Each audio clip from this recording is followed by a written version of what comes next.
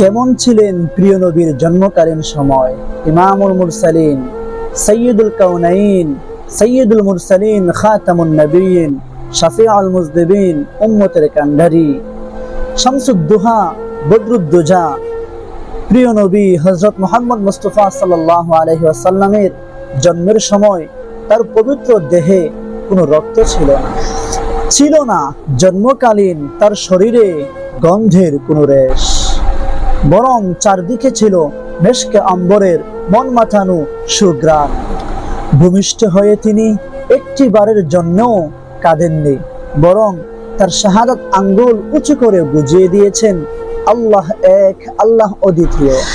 তারপর তিনি দীর্ঘক্ষণ উপর হয়েছিলেন, যেন সিজদা দিচ্ছে রবের তরে।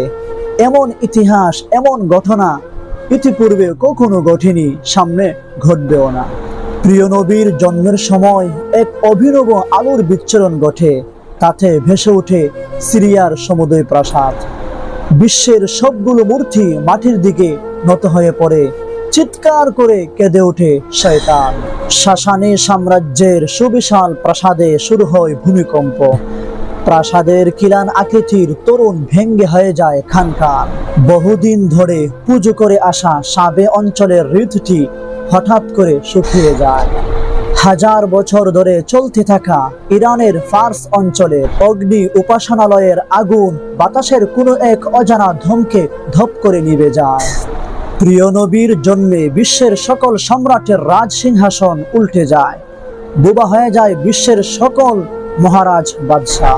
মুহূর্তের জন্য হারিয়ে ফেলে বাকশক্তি, গণকদের সব জ্ঞান লুপ্ত হয়ে যায়, জাদুকরদের জাদুগুলো হয়ে পড়ে অকার্যকর। প্রিয় নবীর জন্মে কৃত হয় সমগ্র পৃথিবী।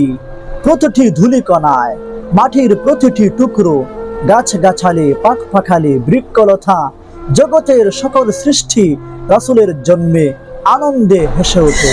চাঁদ, সূর্য, আকাশ, বাতাস, পাহাড়, পর্বত, নহর, নদী, জমিনের সবকিছু তাসবিহ জপে কৃতজ্ঞতা প্রকাশ করে মহান রবের। প্রিয় নবীর আম্মা জান আমেনা রাদিয়াল্লাহু তাআলা আনহা তিনি বলেন, আমার পুত্র জন্ম নিয়েই তার হাতগুলো বিছিয়ে দেয় জমিনে। কেমন জানি মনে হচ্ছে মহান রবকে আমার পুত্র সিজদা করছে। তারপর মাথা তুলে তাকায় আকাশ পানে। ঠিক তখনই তার দেহ থেকে একটি আলোক রশ্মি বিচ্ছুরণ ঘটে। সেই আলো দৃশ্যমান হয় চারপাশ। সিরিয়ার প্রাসাদগুলো আমি স্পষ্ট পরিষ্কার দেখতে পাই।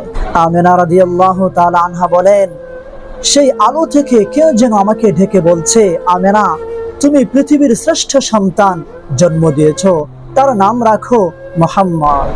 আর তিনি হচ্ছেন আমাদের হৃদয়ের স্পন্দন, কলিজার টুকরা, নয়নের মণি, নবীকুলের শিরোমণি। তিনি মুদ্দাসসির, তিনি মুজাম্মিল, তিনি মুবাশশির, তিনি মুদ্দাসসির, তিনি বাশীর, তিনি রাহমাতুল লিল আলামিন, তিনি সাইয়্যিদুল মুরসালিন। তিনি আমাদের প্রিয় নবী হযরত মুহাম্মদ মুস্তাফা সাল্লাল্লাহু আলাইহি ওয়াসাল্লাম। ফিদাকা আবি ওয়া উম্মি ইয়া রাসূলুল্লাহ সাল্লাল্লাহু আলাইহি ওয়াসাল্লাম।